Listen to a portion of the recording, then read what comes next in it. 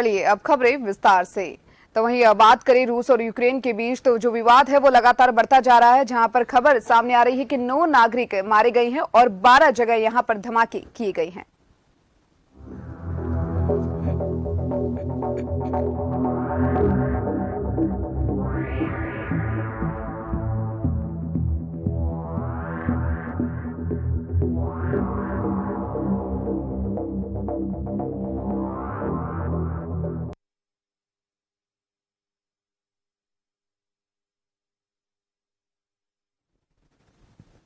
राष्ट्रपति पुतिन के सैन्य कार्रवाई के आदेश के बाद रूस ने यूक्रेन पर ताबड़तोड़ मिसाइल हमले शुरू कर दिए हैं और इस हमले में अब तक 7 लोगों की मौत हो गई।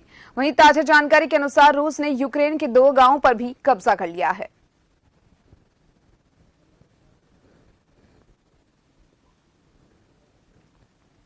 रूस ने यूक्रेन के साथ जंग की शुरुआत कर दी। राष्ट्रपति व्लादिमीर पुतिन के सैन्य कार्रवाई के ऐलान के 5 मिनट बाद यूक्रेन में धमाके सुनाई दिए।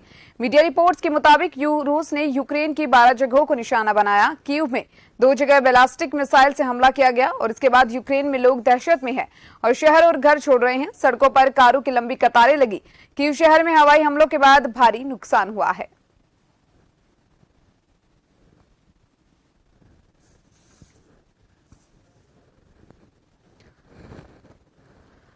कीव 12 धमाकों से दहली यूक्रेन की राजधानी कीव। रूस यूक्रेन के खिलाफ लगातार अपनाता जा रहा है आक्रामक रुख। तो वहीं रूस द्वारा यूक्रेन की राजधानी कीव में किए गए हैं 12 धमाके। भारतीय नागरिक के लिए हेल्पलाइन नंबर जारी कर दिया गया है। वहीं यूक्रेन ने पीएम मोदी से मदद की गुहार लगाई। यूक्रेन के 2 गांवों पर रूस का कब्जा। हमले में करीब 9 लोगों की मौत। राजधानी कीव के ब्रावरी में एक व्यक्ति की मौत, एक घायल।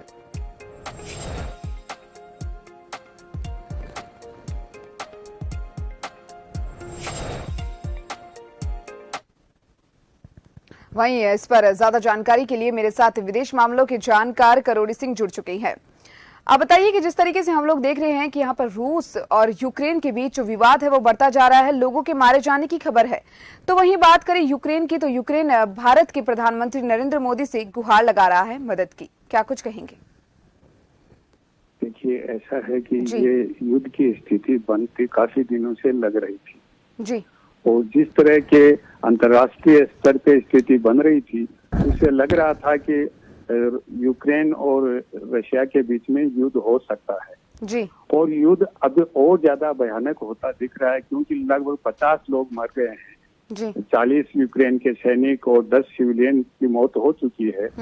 तो अभी जो स्थिति वैश्विक स्तर पे आ रही है वो ये लगता है कि द्वितीय महायुद्ध के पहले जैसे दुनिया की स्थिति थी, लगभग वैसी स्थिति बन रही है। क्योंकि द्वितीय महायुद्ध से पहले आर्थिक संकट की स्थिति थी, विभिन्न देशों में सामाजिक तनाव था और अति राष्ट्रवाद बढ़ता जा रहा था, और आज दुनिया में यही स्थिति बन रही है। तो ऐसी आशंका बन सकती है कि ये कहीं विश्व युद्ध का रूप धारण न कर ले, क्योंकि रशिया का जो लॉजिक है वो ये कहते हैं कि हमारे दरवाजे पे नाटो आ रहा है, कि नाटो जैसे अलायंस, मिलिट्री अलायंस की जब कोल्ड वार खत्म हो गया तो अब कोई आवश्यकता ही नहीं है। तो नाटो को विस्तार करना, अलग अलग देशों को सदस्य बनाने की क्या आवश्यकता थी? तो रशिया इस हिसाब से लॉजिकल लगता है। लेकिन विश्व समुदाय ये कह रहा है कि इसका अर्थ ये नहीं है कि यूक्रेन पे रशिया अटैक करे। तो डिप्लोमेटिक तरीके से रशिया, जर्मनी और फ्रांस ने बहुत प्रयास किया अमेरिका और रशिया के बीच में किसी न किसी रूप में रिकंसाइल करवाया जाए, समझौता करवाया जाए, लेकिन पूरे डिप्लोमेटिक एफर्ट थे वो असफल रहे। क्योंकि फ्रांस के राष्ट्रपति बाइडेन से भी मिले, पुतिन से भी मिले, जर्मन के चांसलर भी मिले, लेकिन कोई स्थिति सुधर नहीं पाई। तो इस रूप में अब ऐसी स्थिति में क्या हो सकता है? तो दुनिया के ज्यादातर देश हैं वो अपने नागरिकों की सुरक्षा को लेकर सबसे पहले चिंतित हैं।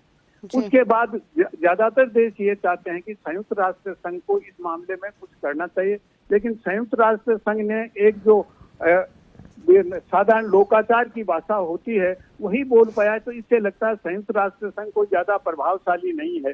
यूएन जनरल असेंबली की इमरजेंसी मीटिंग हुई, यूएन सिक्योरिटी काउंसिल की हो गई है, और यूरोपियन काउंसिल की मीटिंग हो चुकी है, लेकिन इससे कोई निष्कर्ष निकलता नहीं लग रहा है। तो ऐसी स्थिति में कहीं ऐसा न हो कि संयुक्त राष्ट्र संघ बिल्कुल फेल हो जाए और ये और ज्यादा आग भड़क जाए, इसका खतरा जरूर है।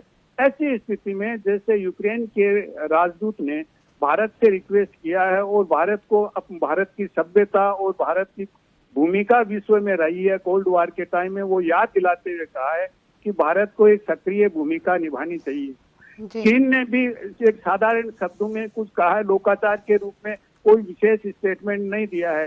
तो ऐसी स्थिति में मुझे लग रहा है भारत और चीन के आपस के द्विपक्षीय डिफरेंस होते हुए भी भारत चीन को मिलके इस मामले में कुछ रोल प्ले करना चाहिए, जिससे विश्व समुदाय को बचाया जा सके। क्योंकि अब जो रशिया और अमेरिका के बीच में एक ऐसा द्वंद्व की स्थिति हो गई है और यूरोप अमेरिका के साथ है, तो यूरोप पे रशिया कभी भरोसा अब आज की स्थिति में नहीं कर सकता है।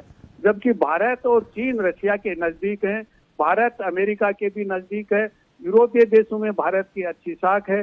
तो ऐसी स्थिति में मुझे लगता है कि भारत और चीन को मिलकर अपनी जो भाईचारे की संस्कृति है, भाईचारे की सभ्यता है, उसको उदाहरण देते हुए उनको कुछ प्रयास करना चाहिए और इस समय इमीडिएटली युद्ध विराम होना चाहिए। जी बहुत बहुत शुक्रिया आपका तमाम जानकारी को हमारे साथ साझा करने के लिए।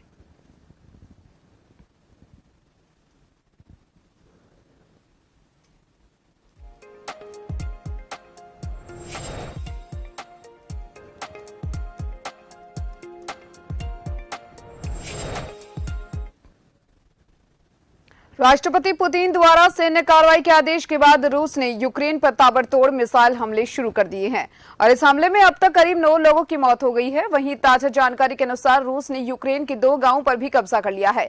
उधर भारतीय नागरिकों के लिए हेल्पलाइन नंबर जारी किया गया। रूस यूक्रेन के खिलाफ लगातार आक्रामक रुख अपनाता जा रहा है। ताजा जानकारी के अनुसार रूस द्वारा यूक्रेन की राजधानी कीव में 12 धमाके किए गए। इन सब के बीच यूक्रेन के राजदूत ने पीएम नरेंद्र मोदी से हस्तक्षेप की गुजारिश की है। यूक्रेन के राजदूत ने कहा कि भारत के संबंध रूस से अच्छे हैं, इसलिए पीएम मोदी से गुजारिश है कि वे रूस को साथ बात कर इस तबाही को रोक दें।